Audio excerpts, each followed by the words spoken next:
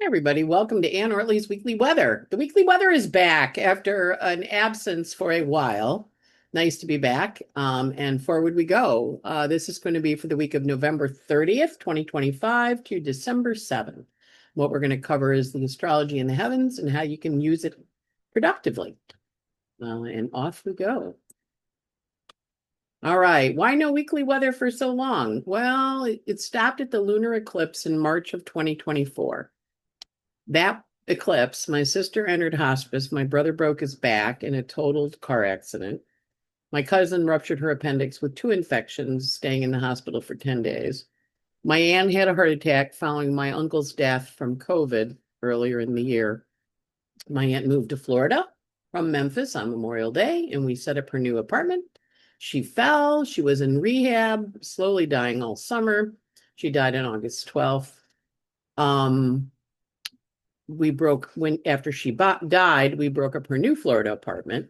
And then I returned to New York and I broke my leg in multiple places, resulting in 91 days in rehab, learning to walk again.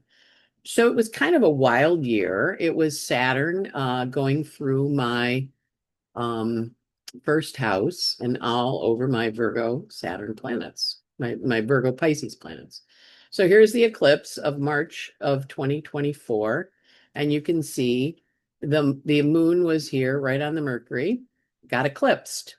And that was that full moon. We also had Mars and Saturn and Neptune and Venus all kind of congregating opposite my sun, causing me to disappear. And Vesta in the fourth house, home and hearth, just kind of did the family thing. And Palsathena at the top, I got carried away. And it also was the ascendant on my north node of my Mars. So it was kind of an interesting, and Pluto here was opposite my part of fortune at 2 Libra, but Pluto also was trine to Juno. So now I'm back. So the eclipse that this year, the one in September, was like, okay, we need to get back in the saddle and do this. And of course, we were dealing with Saturn retrograde, so it's been a little bit getting it organized on stuff. And you can see that was the new moon eclipse at 29, and it was Mars here, ready to roll, time to get stuff done. Mars aspecting my Jupiter Uranus. Pluto still at 128, where he was when I left. And also the north node at that point was right on my sun.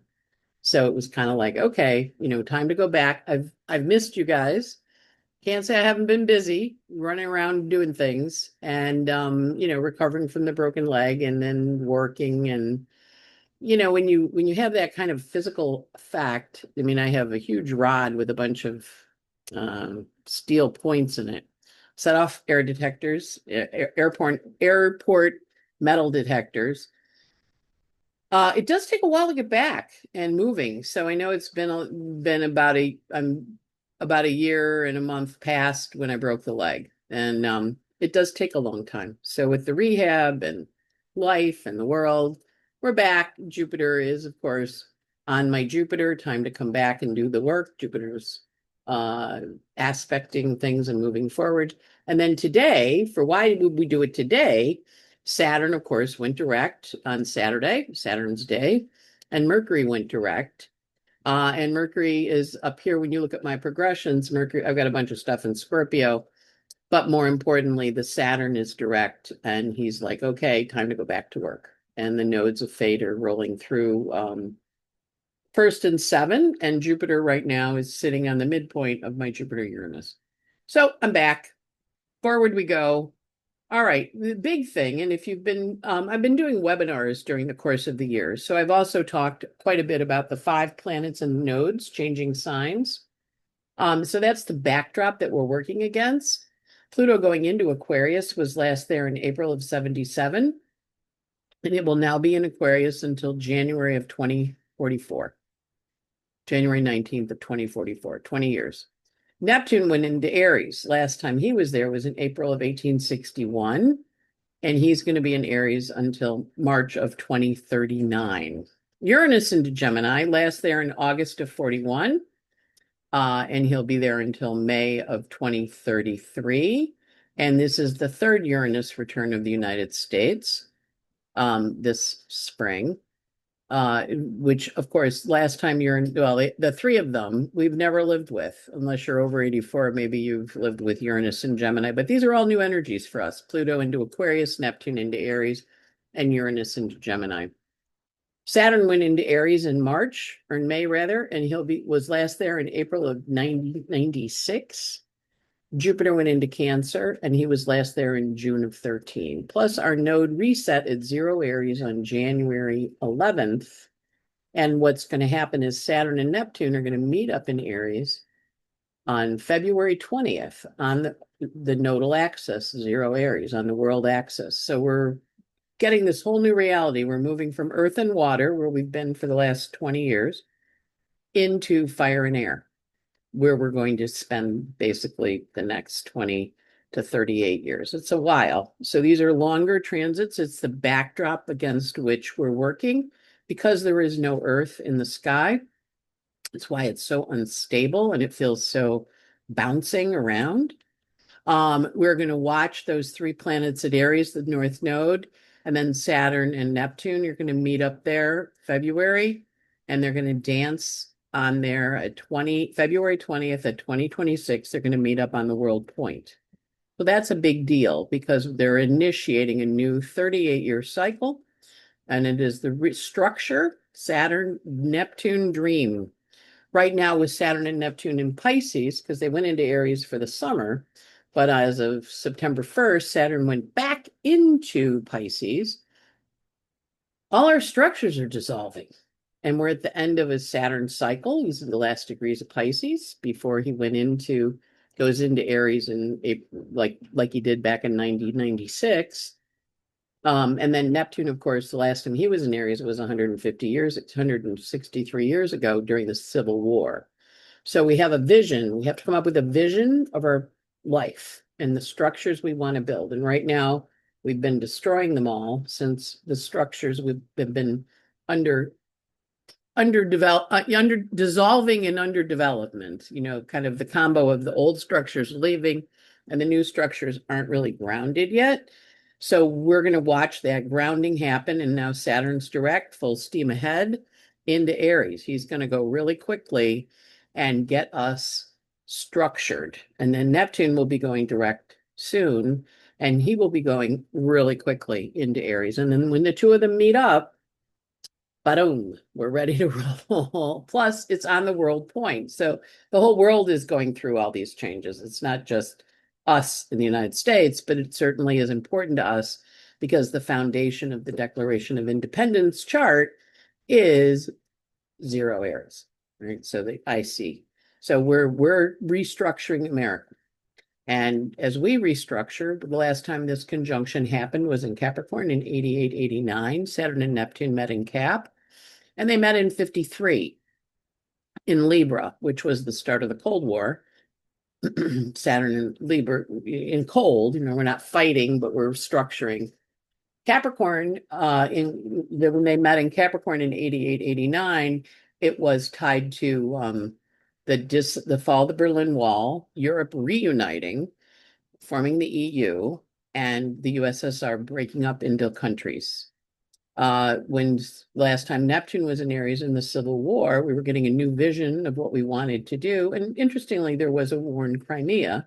Of course, Crimea is part of the Ukraine. So there's a war there and here.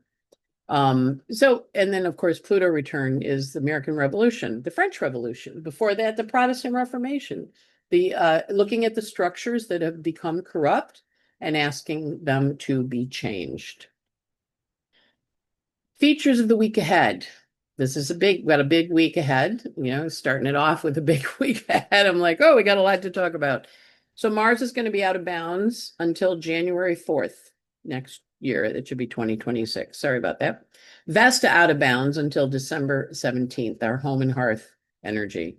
Saturn went direct on Thanksgiving a couple days ago. Mercury went direct on Saturday night, November 29th. We also had Venus forming in Scorpio, opposed to Uranus in Taurus, setting off a kite. There's a big grand trine in water that we'll look at in a second. And Venus set that kite off and then was trine Neptune as then she entered into Sag. Venus is going to be sextile Pluto. There's a full moon this week in Gemini Sag, so you go back to 2024 and what was going on in the new moon then, in the beginning of June. Yeah, the beginning of June. And that was the new moon at 13 in 2024. And then there was a full moon, opening quarter in Pisces this year on March 6th. And then there's now a full moon. So it's a bigger cycle that we're working with. So this is the full moon in Gemini Sag. Then Mercury is going to trine Jupiter. Mercury's going to trine Saturn. Mercury's going to set off that big grand trine in water this week. Lots of news, lots of information coming out as he's now direct in Scorpio, revealing the secrets. We also have Mars quincunx Jupiter, and then we're building to a Mars square Saturn, which actually takes place next Monday, the 8th of December. But we're going to feel that build up, that Mars square Saturn, as Mars in Sag out of bounds is coming into square Saturn in the last degrees of Pisces. So that's a biggie. So that makes this week particularly intense. And of course, because Mars is out of bounds until January of next year, a little over the top. All right, the minor grand trine, which is the configuration that's forming in the sky, we have Pluto with a trine to Uranus. And in Gemini, new sign for them. Last time Uranus was there was 84 years ago, June of 41. Pluto, the last time he was in Aquarius was 1777. Neptune, the last time was in the Civil War in the 1860s. Saturn, the last time he was here was 96. So you can see it's called a minor trine, which two planets trine in sextile. It's air, fire, little water in there with Saturn, and Neptune's in water right now. And then they're also trine to Jupiter. So the outer planets are all shifting direction. Now Jupiter's happy because he's in his exaltation. The other ones are all still trying to figure out what's going on. And I would recommend to you that you look up a bunch of Pluto words and a bunch of Aquarius words, and you pick from each column. A bunch of Neptune words and a bunch of Aries words. Pick from each column. A bunch of Saturn words. Use the ones you made for Neptune in Aries, and it's picked from the Aries column. And then Uranus words, and then a bunch of Gemini words. So back when Uranus was in Pisces a while back, Pisces rules feet. So I'm like, unusual feet, unusual shoes. And that was when Uggs and Crocs were invented. And of course, they were pretty ugly, but it was also Pisces. So the Crocs had these little holes in them, and you could decorate them with charms, which was definitely a Virgo thing. Like you could put little fancy things in your shoes. So that was a use of the word. So you just do Uranus, unusual, different, Gemini, communication. So you have to kind of check now, is it AI generated or not? I got all excited that Bobby De Niro was doing his podcast. I watched, it was great. I liked it and subscribed. And then I got to the end and I was reading it. It was like, this is AI generated. It has nothing to do with Robert De Niro. And I went, and I unsubscribed, but it was good. But now it's in my feed, right? So the Gemini is paying attention to where we get our information from, and are we really fully informed? So we're going to talk with the station direct. This is the last pass of Saturn. You can see he's stopped there on Thursday night, Thanksgiving, and it's a Leo rising chart. Part of why I'm launching again is this rising sign is on my Pluto. So, okay, it's time to get back out there, Anne. Uranus at the top of the chart. You can see the grand trine here in water, the blue lines, and then you can see the kite up there going to Uranus. So with Saturn stopping and moving forward, he recently had a trine to Jupiter that was exact. And then we also have down here the Scorpio planets that are aspecting and that are forming the foundation of that triangle. And then up here, Uranus at the tippy top. Next up, Mercury went direct on Saturday at 20 Scorpio and is now moving forward until he gets into Sag. He has to get past 9 Sag, I believe it is, before he leaves his retrograde shadow. So you're still going to be talking to your ghosts. And you've been talking to them for a while, and then the ghosts are really telling some secrets this time with Mercury opposite in Scorpio, digging out the stories and telling us stuff. More importantly, with the Mars out of bounds, because Mercury in Scorpio reports to the out of bounds Mars. So we have been hearing all sorts of things. And also with the Mercury direct, we have the sun on a world point in Sagittarius in the ninth house of legal matters. So we recently had the Mark Kelly and the seditious six in Congress say don't follow illegal orders, only to find out that there were some illegal orders that were given. So this energy of duality that's kind of a part of the changing sky, it's very important for all of us to pay attention to where the duality catches us up, because it's Virgo on the south node. Virgo on the south node keeps track of the details, and Mercury in Scorpio doesn't miss a trick. So that's the other energy that's going on with this Mercury direct. And think of all the people that have shown up in the last few weeks that have brought news to you. Also, Mercury is pets. A lot of people have lost their animals with the Mercury in Scorpio, and often when Mercury changes, when our lives are changing, our pets leave us. People have been dropping dead. It's very hard to transition from earth and water to fire and air. So some of our older folk, or even some of our younger folk that just don't have the energy to do that transition, it's a tough one. Water and earth into fire and air. It's really about leaving behind the stability and trusting the process. And sometimes that's a difficult, it's not like you can't do it, but it's hard to believe, and if you're tired and weary, it can be a little tough. So we have a lot of transitioning energy between now and the end of February as everything gets ready for this new season coming in. So enjoy your holidays, enjoy the weekly weather back again, but also recognize the transitions are really strong right now, especially now that Saturn's direct. People that have been hovering, now that he's going to go barreling through, people that have been hovering since March when he went retrograde. We also had Venus opposite Uranus. So here we see again the kite with the grand trine in water, and Venus opposite Uranus setting things off. That, of course, was the National Guard woman that got shot and killed, the 20-year-old from in DC. And also, it's a lot of energy around women. So watch for women in the news or women in the story in terms of how things show up. We also had on Sunday, today, Venus trine Neptune. So when a planet gets to this back end, Venus here is now trining Neptune. Earlier in the week, this week, she trined Saturn, and we saw her oppose Uranus earlier in the day, and she trined Jupiter. So as planets hit, now Mercury is going to go through this section, and he is going to trine the whole gang again and set them off. And then we're into a much more forward-looking time, because we're still doing a lot of really deep emotional processing. We had Mars go through there. We had the sun go through there. We had Venus now go through there. And remember, they're talking to the Saturn and Neptune, the structures that are dissolving. They're talking to Uranus, saying, what do you need to break free from or let go? What do you need to change? What is holding you bound to Earth? And they're talking to Jupiter, and they're saying, this is a necessary component of you growing. Think of lobsters shedding their skin, snakes shedding their skin. There's a time with the lobsters where their skin gets very soft and they crawl out and then they grow a new skin. And that's what we're doing here. Our exoskeleton, because Saturn rules our body and our skin and our bones, our exoskeleton is dissolving for us to get a new skin, or a little hermit crab that outgrows its shell.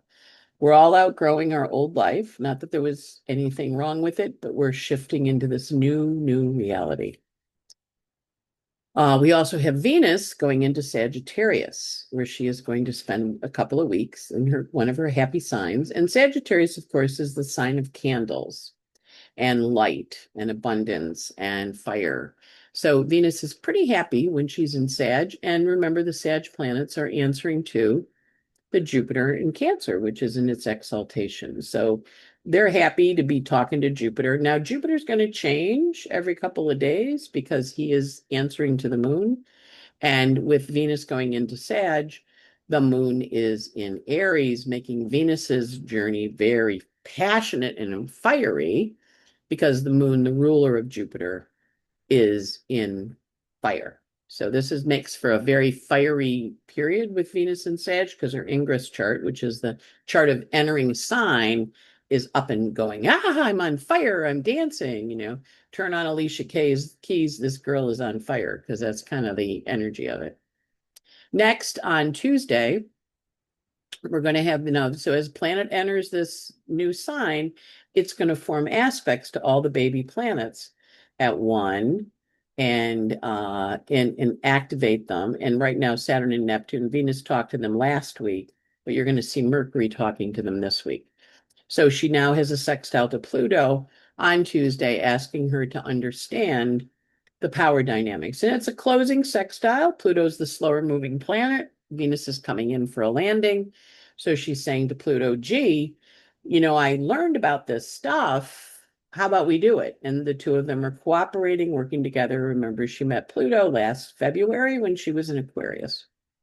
And she actually met him for the first time in February of 2024.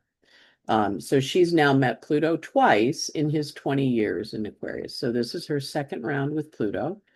And, she's figuring out things. So watch for news and information around women then, and also prominent news figures around the feminine.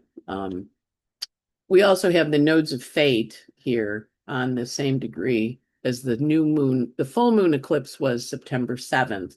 So that's the boats, because that was when they issued the orders to blow up the boats in Venezuela. So that's why we're hearing a lot about it now in the news. Pete Hegseth, the commander, and the kids hanging onto the burning boat and getting blown out of the water. That's why the nodes are back at that full moon from September when that went down. We also see Pallas Athena on a world point. This is where I'm seeing a feminine, like a real feminine energy story coming this week. And also strategy. What's your strategy? How are you going to use it? Venus is forming a hard aspect called a quincunx. Or I'm sorry, Pallas Athena is forming a hard aspect called a quincunx to the node of fate and asking us to adjust and make a difference and change things. And now that Mercury is direct, the node and Mercury are going to have a conversation of like, should we do this? We also have the sun coming in to square the nodes this week, which is going to be making choices. And that'll be in 4 days from now. So that'll be on the weekend, making wise choices when that sun squares the nodes. We have the full moon on December 4th on Thursday, and that's at 13. And that is exactly square to the nodes of fate. Notice it's 13.3, and the node of fate is 13. These charts are all cast for Washington, D.C. So this is a biggie.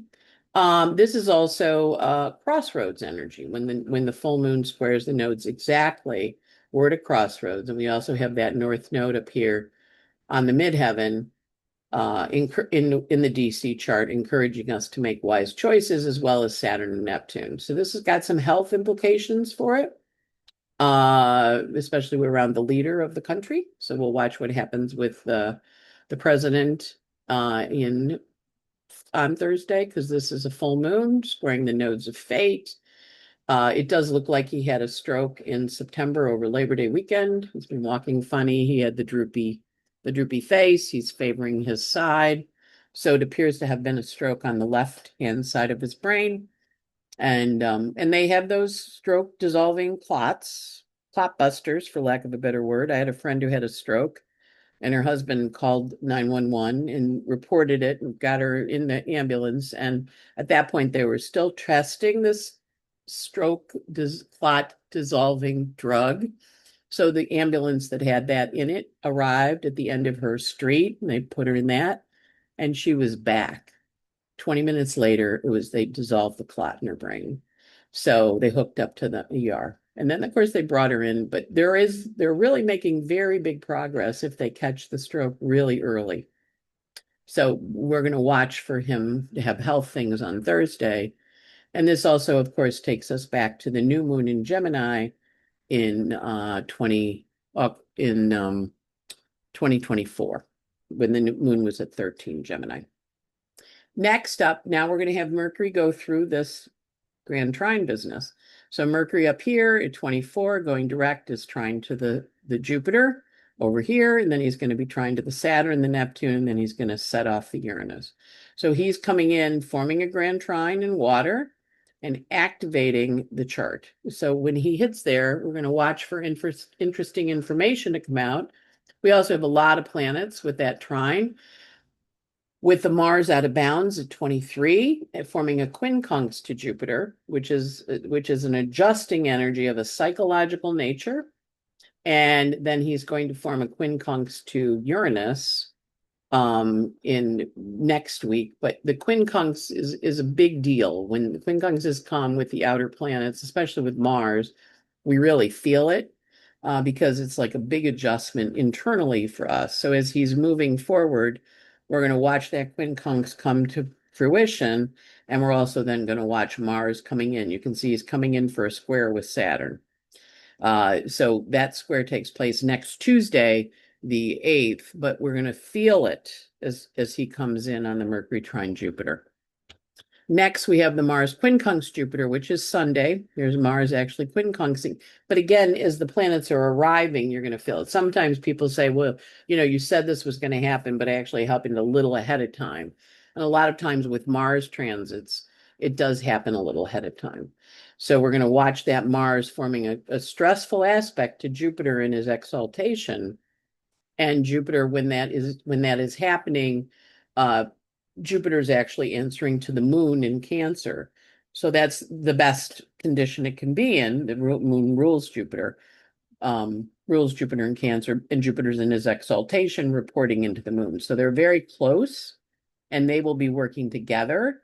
So that's a lot of energy around adjusting partnerships and relationships this week, especially on Sunday, as we get to the December 7th and figure out what we want. Now, notice Venus is creeping in to form a cazimi a little bit from now in Capricorn when she meets up. So we're watching Venus and the Sun, cooperating with each other. We still have Neptune on a world point. We have Pallas Athena on a world point. So these are all big public news things. And it makes for a rockin' and roll in December. And you can see all the little green lines in there. Those are all the stuff that doesn't really feel like it's working well. Those are called quincunxes. They're kind of like teeter-totters where you're doing it and then they're doing it and you're doing it. And there's this back and forth energy and nobody really feels comfortable. But you have to take some action because otherwise the teeter-totter doesn't work. And they literally have little teeter-totters in there, right? See that? So when you see that, it's kind of like, and you just have to adjust. So it's adjusting, and because it's Mars, and he's out of bounds in fire, and he's answering to that exalted Jupiter in Cancer, he's really cranky about having to adjust. And it's you don't want to, sometimes when you look at planets and you go, oh, you're just going to be in a really bad mood, aren't you? And he's like, I am in a bad mood and I don't like you. And you're kind of like, all right, I hear you, but it's squaring Saturn. Yeah, I don't like him either. So watch for wild drivers on the road. Remember, astrology, which is great, but all these other people don't. And they're just feeling the energy. And as Mercury gets in there with his little scorpionic poke, poke, poke, remember when Mercury's in Scorpio, he can say kind of snarky things with a smile on his face. Remember, he's a court jester, right? So, he's the one that can say, oh, Emperor, lovely. It doesn't look like you're wearing any clothes, because he can get away with it. And so as Mercury comes in to set off that grand trine in water and set off the kite, fire the kite, over the next few days, we're going to really feel the words coming out of us. That's probably the best way to say it. And with Mercury and Scorpio answering to an out of bounds Mars, he's going to maybe say some stuff that's a little over the line, a little sharp, a little frankly, when I really want to thank you. So if you start telling somebody something and they go, I don't really want to hear it, stop. And if someone starts telling you something that you really don't want to hear, it's perfectly good to say, I don't want to hear it. So I was talking to one of my clients who he's a sophomore or junior right now in college, and lovely kid, and she's lovely. But he's like, Mom, you're always criticizing me. And she goes, because I'm trying to help you. And he goes, I don't like it. I don't like you criticizing me. And she's got a lot of Virgo in her chart. And he doesn't like it. And his younger brother said, if you're going to be so mean to us, we don't want to go on Christmas vacation with you. Right. So honoring the cranky crabby, which is part of the sky, but also saying, okay, well, then I think I'm going to go. When I was a kid growing up, there were three of us. We would get on my mother's last nerve, and she would go, I am going for a drive. And she had a moon in Sag, and she would just get in that car and drive off. And, we'd be in the middle of making dinner or something, and we'd just kind of go, okay, well, I hope she comes back. And she always came back, but she had to leave. And so this is also a good week for walking away from things. Now, obviously, if you have to stay and fight, Mars is out of bounds, so it can go pretty quick. And it can also be a little bit of a blind side because Mercury is in the dark part of the Mars. So you can be blindsided by the news you get this week. And that's part of what this energy is about. Not all good, but clear.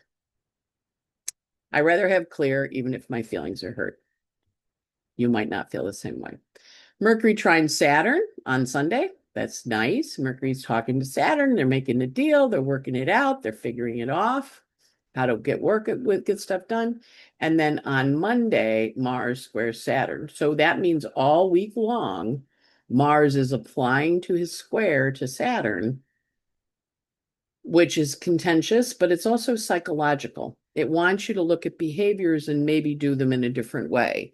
So when my friend's kid said to her, you're so critical, and she goes, and I am, but I know better. I'm like, well, I know, but you want to have a fight with the kid? You want to just say to him, well, I trust you're going to grow. You're going to make a good decision. I trust that you're going to make a good decision about this, because he's a pretty good kid. And but she don't want to hear it from me either. All good, all good. It's honoring when you hear it. You're hearing it because you need to maybe pay attention to it and maybe shift it rather than continuing it. And it's the same way if you're saying it to someone and they go, people keep saying that to me. You go, well, maybe you should listen to us. Growl, growl. Don't necessarily want to. All right, so I've got a couple of stars out there on Patreon where you get a daily update, 10 to 15 minutes, 10 minutes a day with a list of all the aspects. So we're going to do the moon aspects this week. So on Sunday, the moon is in Aries. Sunday the 30th, the moon's in Aries, and it goes void at 1:14 p.m. with a square to Jupiter. So Monday gets void with a nice square. It's void for 9 hours. So moon square Jupiter is just getting stuff over the top, a little over the top. Moon is void from 1:14 to 10:13 p.m. at night. So it's a 9-hour void moon. And then the moon goes into Taurus Monday night at 10:13 p.m. Moon is in Taurus all day Tuesday, all day Wednesday, and it goes void at 8:50 p.m. with a sextile to Neptune. So the Taurus moon, Monday night from 10:15 on. So West Coast people, that's you 8, that's 7 for you, right? Tuesday, Wednesday, all good. Happy moon, happy going void, nice good aspects. A lot of sextiles on the 3rd of Wednesday, getting a lot of things accomplished. Moon in Taurus goes through and has an opposition to Mercury, a sextile to Jupiter, a sextile to Saturn, a conjunction to Uranus, and then ends the day with a sextile to Neptune. So the moon in Taurus exalted. Wednesday's a very nice day. Full moon on Thursday, 6:14 p.m. The moon goes into, it goes void on Wednesday night at 8:50 p.m. and it goes into Gemini 9:48 p.m. East Coast time. Thursday it's in Gemini, Friday it's in Gemini, and it goes void at 7:55 p.m. Friday night. There's the full moon at 6:15 p.m. On Thursday at 13 Gemini. Thursday is an okay day. Wednesday is a really nice one. Tuesday is pretty good too. Friday, we get into a bit of stress. The moon is in Gemini, and goes void at goes void at 7:55 p.m. and enters Cancer at 8:54 p.m. So that the Wednesday with the moon in Gemini, it's arguing with Saturn and Neptune and forming a disagreeable energy with Mercury. So Friday's a little stressed. Saturday, the moon is in Cancer from 8:54 Friday night. It's in Cancer on Saturday. It's in Cancer on Sunday, going void at 8:54 p.m. the 7th. Saturday has moon in Cancer, has a lot of adjusting energies to the sun and the moon, especially in the it just kind of, it's like just cantankerous. Not bad, but cantankerous. The 6th is sensitive and emotional and, feels a little out of bounds and unhappy and, all that kind of stuff. So Saturday is kind of a good day to maybe avoid people or do your own thing. Sunday, the 7th, very, very busy day. Lots going on. The moon goes void at 8:54 p.m. And of course, the Cancer moon is going to go through that grand trine in water and set it all off. And it goes void with a trine to Neptune at the end. So it trines Saturn, it trines Mercury, it sextiles Uranus, it trines Neptune. So Sunday is lovely, especially in the afternoon. But we are dealing with the Mars-Saturn approach and then the moon, the square approaching. We also have on the 7th, we have Mercury trine Saturn, which is going to be we're going to deal with the Mercury energies all next week because Mercury trines Jupiter and Saturn on the 6th and the 7th. So the 7th is a nice day, busy and productive, and the moon goes into Leo 9:46 p.m. So it's only void for an hour, and then it's in Leo on the 8th when we have the Mars square Saturn. The 8th is going to be tough, but it gets things accomplished. So the Mars square Saturn blocks get lifted.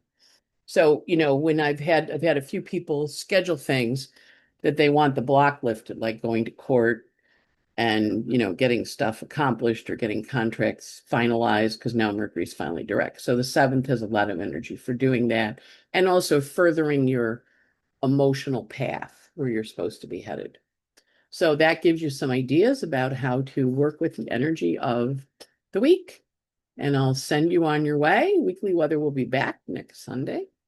And it's nice to be back. And like the column, like it, I guess. And subscribe and you'll get the notes when I record it next week. Bye. Have a great week of November 30th through December 8th.